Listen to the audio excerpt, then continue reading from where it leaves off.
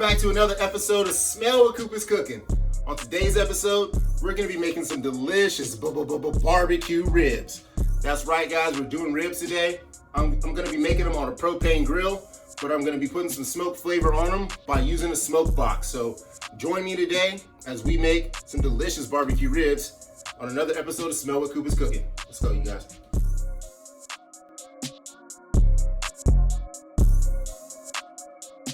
All right, y'all, first things first is we're gonna start prepping up this rack of ribs. What I have here is one rack of St. Louis style ribs.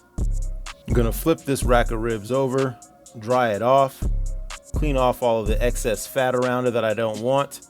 And there's a thin membrane on the back of these ribs that you always wanna make sure you're taking off. It's not 100% imperative that you have to take it off. It's not like it's inedible, but it's gonna lead to a more tender rib.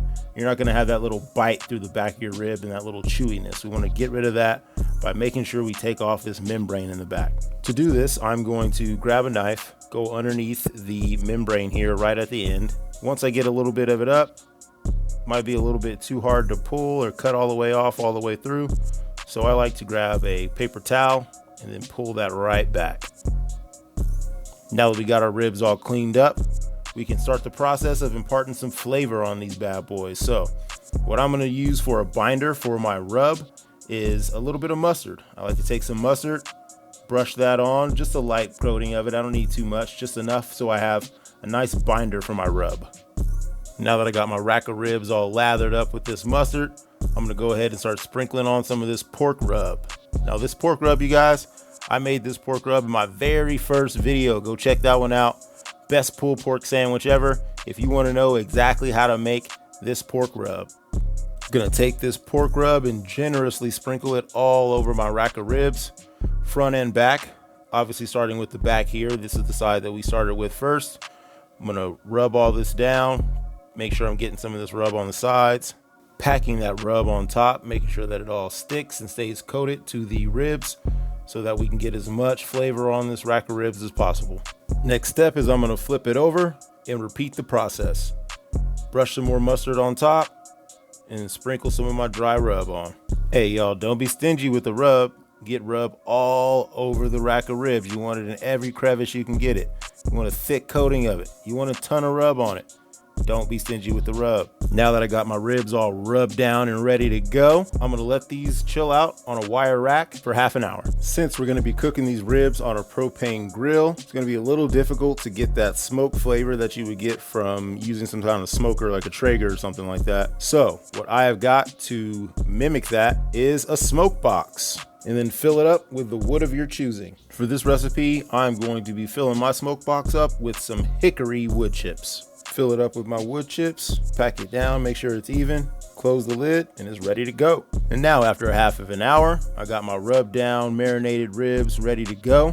I'm gonna grab my smoke box, a pair of tongs, and let's get ready to head out to this grill.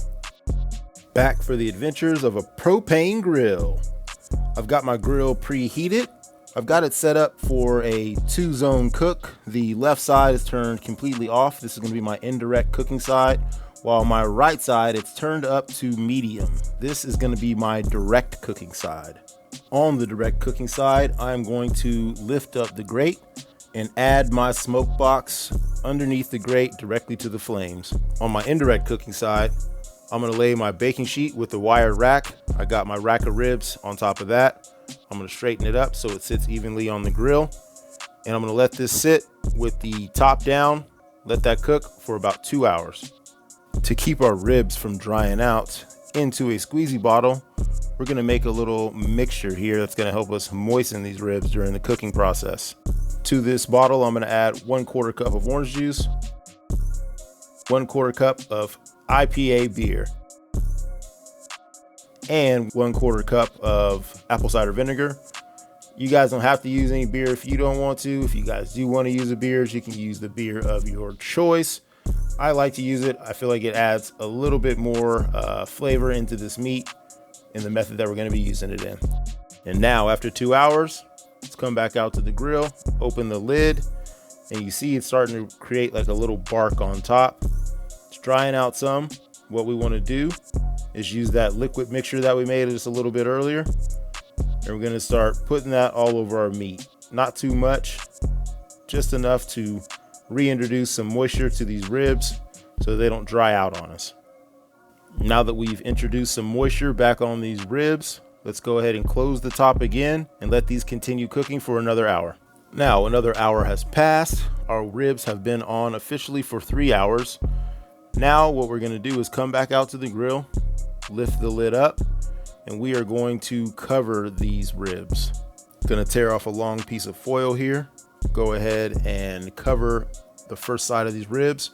I'm gonna flip them over so that I can cover the underside of them as well. It's gonna create like a little bowl, like almost like a little pocket for them to sit inside of. And into that pocket, I'm going to add a little bit more of this liquid mixture, because what's gonna happen is that mixture is gonna help steam out this meat. We're covering it, so it's going to retain a lot of that moisture and help it steam out and cook through completely.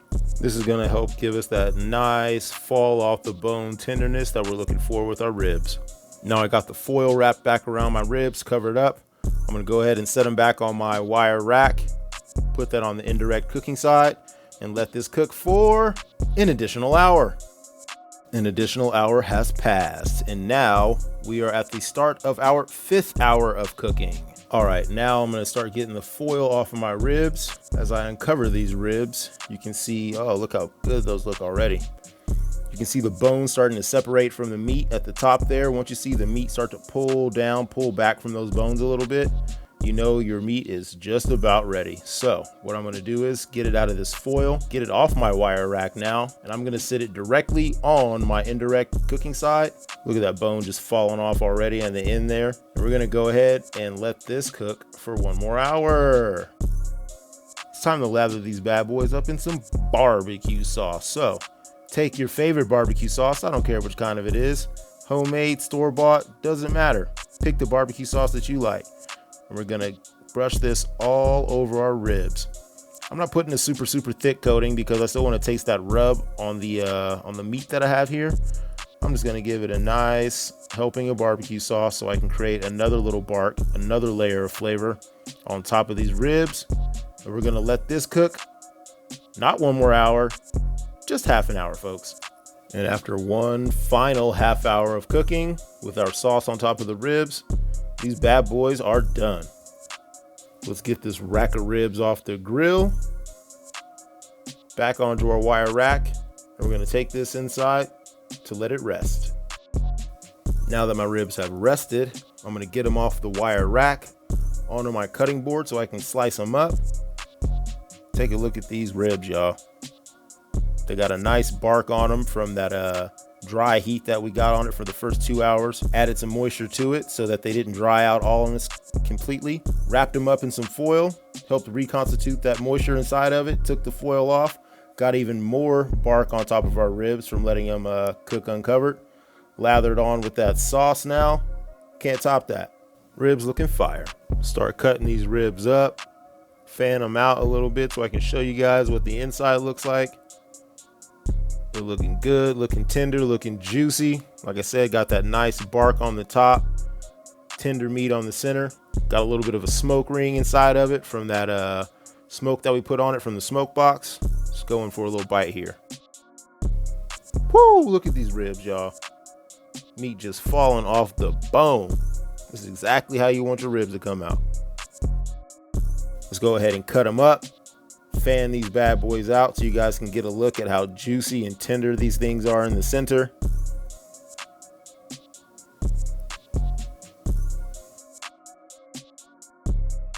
And there you have it. Barbecue ribs on a propane grill. There you have it, you guys. Smoked barbecue ribs done on a propane grill. If you don't have a smoker at home, try using the smoke box recipe. All you gotta do is load up some wood inside of it like I did, put it on your grill, and watch that baby start smoking to put some smoke flavor on y'all ribs. Don't forget to like, share, subscribe, tell friend or foe, you already know. And join me next week on another episode of Smell What Coop is Cooking.